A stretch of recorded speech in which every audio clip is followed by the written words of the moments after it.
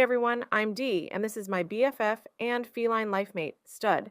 Today I thought we'd venture away from the comfort of the 80s to dish some current day true crime. But before we get started, please hit that subscribe button and give the video a like. We'd truly appreciate it. Before we get started, 3 quick disclaimers. 1. This video is about a quadruple homicide and may not be appropriate for everyone. Please proceed with caution. And 2. I'm probably not going to have a lot of nice things to say about some of the players in this awful event, so bear with me. I'm already certain there will be cursing and snark. And 3. It should go without saying, but please don't send any negative vibes to anyone involved in this case, as it's not necessary. Karma comes for everyone eventually. Meet Chris Watts. This lunatic decided that Sunday, August 18th, 2018 would be a great day to annihilate his entire family. Why? Because he had a gumad, that's why. And him and his little walnut brain figured the best way to end his current relationship and move on with his new girl would be to take out his wife and children. Chris was hatched in Spring Lake, Carolina on May 16, 1985. He had a pretty uneventful traditional upbringing in which his mother described him as quiet, shy, and mostly focused on sports and cars. As a teenager, Chris had a handful of friends, but no real girlfriends to speak of. He attended NASCAR University with the intention of becoming a NASCAR mechanic. He didn't. Meet Shanann. This pretty lady was born on January 10th, 1985 in Passaic, New Jersey, but sometime later her family moved to Aberdeen, North Carolina. Shanann also had a pretty typical upbringing, but she was the polar opposite of Chris. She was bubbly, outgoing, and motivated. Shanann built her very first home when she was just 25 years old, but sold it shortly after meeting Chris. Chris was introduced to Shanann via Facebook Messenger, egged on by a mutual friend. Shanann rejected his friend request at first. She was recently divorced, suffering from lupus, and probably had a subconscious bout of women's intuition and knew better than to get too close to this nut. Unfortunately, she caved and added him as a friend. Their first date involved an evening at the theater, something Shanann had arranged. Numbnuts showed up in shorts and flip-flops thinking he was going to the movies. Shanann was dressed, for the theater. Still ignoring the fact that this guy was a straight-up idiot, Shanann and Chris quickly became an item. Shanann suffered from lupus, and she said she knew Chris was the one when he accompanied her to a colonoscopy appointment. No questions asked. Chris being a giant asshole, I'm not surprised by this in the least. I was in a really, really, really bad place, and I got a friend request from Chris on Facebook, and I was like, oh, what the heck, I'm never going to meet him. Except, one thing led to another, and 8 years later, we have 2 kids, we live in Colorado, and he's the best thing that has ever happened to me. And because of my health challenges, because I got so sick, I let him in. And he only knew me at that time. He knew me at my worst. And he accepted me. And, through your vows, through sickness and everything, he's been there. He was the one that let me lay on him and fall asleep for 3.5 hours on his lap while he had to pee. He is the best thing that has ever happened to me. So Shanann and Chris got married on November 3rd, 2012 in Charlotte, North Carolina. It was a lovely affair, save for the fact that Chris Watts' parents were not in attendance. Why is that, you ask? Well, in addition to some bridal shower drama, Mama Watts simply did not like Shanann. But it didn't, I don't think that was love at first sight or anything. They took a little while and I guess got to know each other and, dated. It was always a little strange that she always said a lot of things about Chris in front of me that I didn't like. This isn't the kind of person I would date. He doesn't know how to do this, or he doesn't know how to do that. He looks like a skater boy. Man, if there were ever fighting words, it's calling a grown-ass man a skater boy. I'm kidding, in case you couldn't tell. In any event, Shanann and Chris moved to Frederick, Colorado, and in 2013 purchased a 5-bedroom home at 2825 Saratoga Trail. The home was quite large, but they had plans to fill it with kids and friends and even long-term visits from family. Shanann was an amazing cook, quite organized and a super-duper neat freak. She also loves shopping, decorating, and girly things like getting her hair and nails did. She's a girl after my own heart. It wasn't long before Shanann became pregnant with baby number 1. Bella Marie Watts was born on December 17, 2013. Baby number 2, Celeste Catherine, followed shortly after on July 17, 2015. Both girls were doted on by everyone in the family, including Shan hater Cindy, who by all accounts was just as wonderful a grandma as Shanann's own mother, Sandy, was. Chris, who was dubbed Rain Man because of his uncanny ability to remember random useless shit, That's me. was an oil field operator at a now-defunct company called Anadarko Petroleum. Shanann was a mostly stay-at-home mom, but was also incredibly successful selling Thrive by Lavelle, a direct sales / MLM health and wellness company. Both Chris and Shanann were presenters for Thrive, but Shanann was the real star of the show, having won trips, cars, and recognition as a $80K VIP Lavelle brand promoter. By all outward accounts, the Watts family was a happy family. Now let's fast forward to the summer of 2018. Both girls were healthy and well, albeit suffering here and there with occasional maladies like colds and allergies, both seasonal and immune. The girls were enrolled full-time at the Primrose School, while Shanann did her thing at home. In early summer, Shanann had hit Rain Man with the happy news that they were expecting a very much planned baby number 3.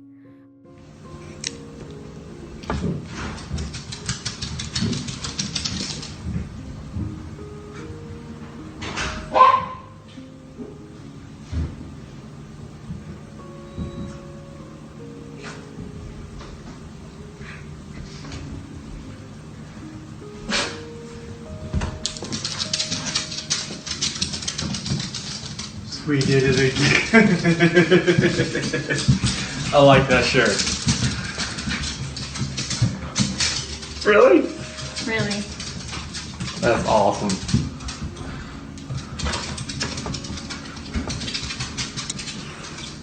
So pink means... That's just the test. I know. It just says the pink is going to be girls. I don't know. Just the test. That's awesome.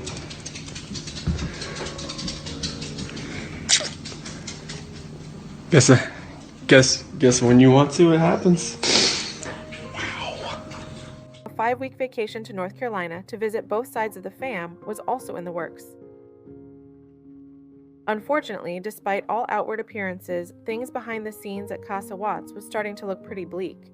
The couple had just come out of a 2015 bankruptcy and were once again in financial despair. They were behind in their mortgage payments and HOA fees, to the point where the Homeowners Association had filed suit against them. Shanann and Chris borrowed against Chris's 401k to play catch-up. But regardless, things had begun to take a turn for the worse, and shit was about to get real. Meet Nicole Kessinger. NK, as she's more affectionately known to those of us stuck on Watts Island, started working in a contracted role at Anadarko in March 2018. While not working directly in the field with Chris, she did have occasion to work with the field teams. According to both NK and Chris, they eventually crossed paths at the office when bickety, bam. Just like that, Chris has got himself a brand new sexy empanada of a mistress. In NK's defense, Chris didn't wear a wedding ring and did tell her he was separated from his wife with plans to divorce. And that's the one and only time I'll defend the little homewrecker, because after not 1 but 2 visits to Casa Watts, it should have been abundantly clear that he was a happily married man with no obvious intention of ever leaving his wife and kids. Now did NK do what any self-respecting woman would do in this situation and tell this clown to go kick rocks? LOL, no she did not. Once in North Carolina, Shanann couldn't shake the feeling that something was seriously off with her dipshit husband. He wasn't answering her calls or responding to her texts like usual. And when he did respond, he had excuses. You know the old, "I was asleep, boo," and "I've been so busy, boo" type responses that all lying, cheating pieces of crap use whenever they are being, lying, cheating pieces of crap. As if that wasn't enough for Shanann, enter Nutgate. Nutgate is the tongue-in-cheek reference those stuck on Watts Island used to describe a heated argument between Shanann and her in-laws over, you guessed it, nuts. While in North Carolina, during a visit with the Watts, Shanann learned that Mama Watts had served pistachio ice cream to one of her nephews, knowing full well that CeCe was highly allergic and couldn't have any.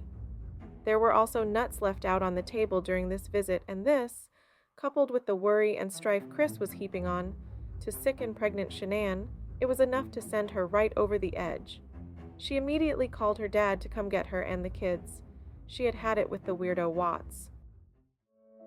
On July 31st, Chris joined his wife and kids in North Carolina. Cold, aloof, and practically ignoring his wife and being short with his kids, Shanann knew it was time to confront the problem.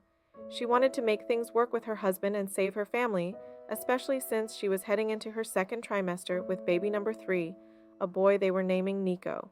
Shanann texted her friends and asked for input, and she even pleaded via text with her husband too. But as far as I know, she never really did get in his face and say, "Hey, ass face, what the fuck? What's your story?" Which is what I would have done, at the very least. Once back in Colorado, Chris accompanied Shanann to Nico's sonogram. But with how disinterested Chris was behaving, Shanann decided to cancel the gender reveal party she had planned. She tried desperately to get Chris to open up to her, but like the fucktard coward he is, he wouldn't. On August 9th, Shanann headed to Arizona for a business trip with Lavelle. Accompanying her on this trip was one of her besties and fellow thriver, Nicole Atkinson. Even though Shanann claimed to have had a breakthrough conversation with Chris and felt they were on their way to resolving their marital issues, Chris had other plans. Hiring a babysitter while she was away, Numbnuts lied and said he was going to a baseball game with co-workers. Instead, he took his sexy Impan Yada to dinner and used his debit card to pay. Receiving a text alert from the bank, Shanann thought that $60-some-odd was an awful lot of money for Chris's beer and salmon after-game dinner. Her hinky meter once again went off, and she was back to feeling like fuckery was afoot with dimwit Chris. On August 13th at 1:48 a.m., Shanann returned home from her trip. Ring doorbell footage shows Nicole Atkinson dropping her off at the door, waiting patiently for Shanann to enter the safety of her home before driving off.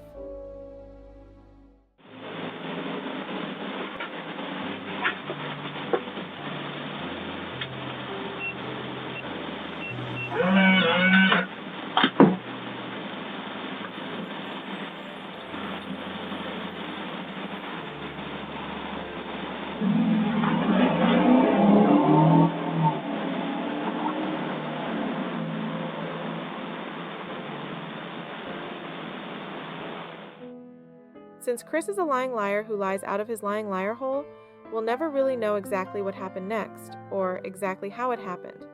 But here's what we do know. Nicole Atkinson is an effing hero. After not getting any response from Shanann on the morning of the 13th and knowing she had a doctor's appointment that day, Nicole and her son headed over to Shan's.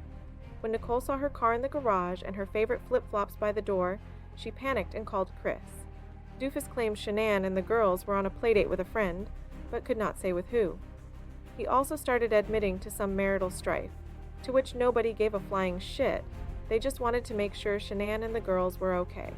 After calling the police and begging Chris to come home to help find his missing family, Nicole called Shanann's mom, Sandy, whose mother's intuition immediately suspected Chris was up to no good. After some 45 minutes, loving husband and father Chris finally decided to show up at home to get the ball rolling on fake finding his family. The cops, the media, and even the neighbors suspected something foul was afoot and never let up on Chris. After an awkward porch interview with the local news, review of surveillance footage from neighbor Nate's house, and Chris's own sketchy behavior, the cops brought Rain Man in for questioning. Naturally, he denied having anything to do with his family's disappearance, and the loving husband and father most certainly was not having an affair. He'd never, ever do that, he said. So I need to ask you about your marriage and infidelity. Okay. Okay, tell me about it. I have never cheated on my wife. Okay. And I fully suspect she has never done that to me. Oh, okay. On August 15th, Einstein agreed to take a polygraph test, because of course he did. Maybe he thought he could outwit the lie detector with his "aw shucks, I'm really a good guy" demeanor or something. Who knows? Needless to say, he failed miserably. So it was completely clear that you were not honest during the testing, and I think you already know that. You did not pass the polygraph test. Okay. Okay. So now we need to talk about what actually happened.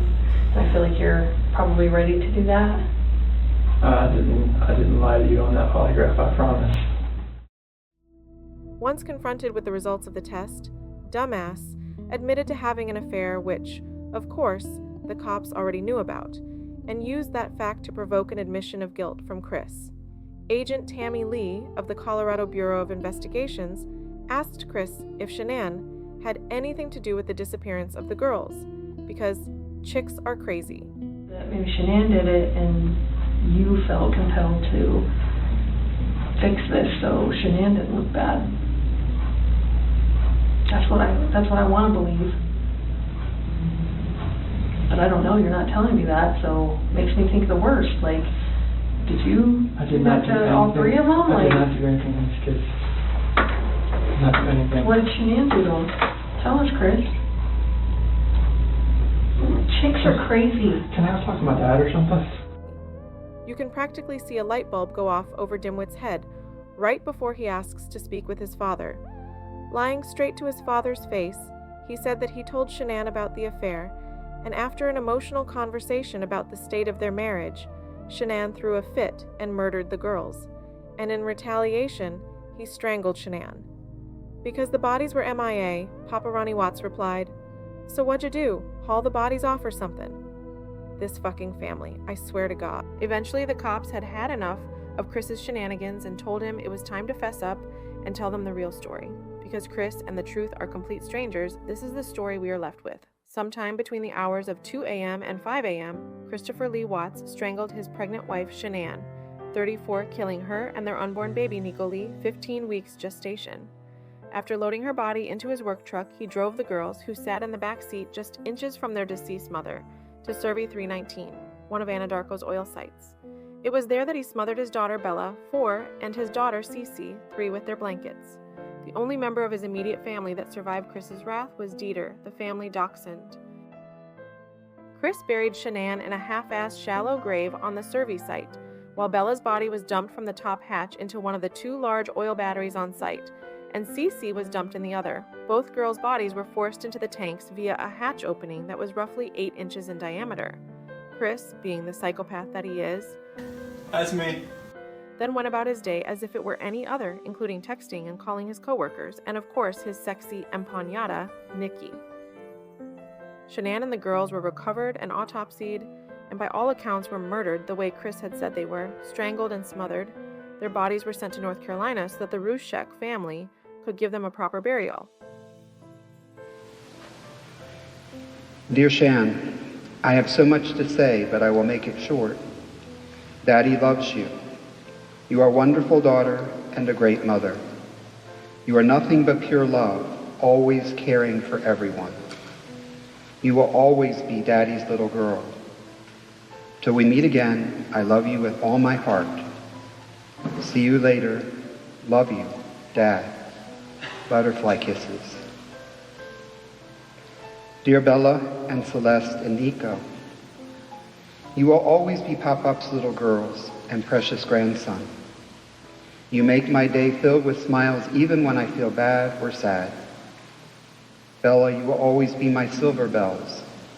Celeste, Pop-Pop will take care of your truck. Throwing kisses and hugs to all of you. See you later. Love you always. Your Pop-Pop. They are interred at Bethesda Cemetery in Aberdeen, North Carolina. The Watts surname is glaringly omitted from the headstone. Go Sandy and Frank! Chris took a plea to avoid trial and was sentenced to life without parole. He is currently incarcerated at the Dodge Correctional Facility in Waupun, Wisconsin. While originally serving time in a prison in Colorado, he couldn't stand to hear the other inmates tell him about all the different ways he can off himself and wussed his way into a transfer to Wisconsin. Not surprisingly, he found Jesus, and now brother Chris lives a pious life behind bars. He keeps photos of his kids in his cell, has had or still has a girlfriend, and still hopes nobody on the outside thinks he's a bad guy. And if you think this is the end of the story, you'd be very wrong. Indeed, NK, the sexy empanada, went to the police once she caught wind of Chris's missing family and told them everything she knew. Sort of.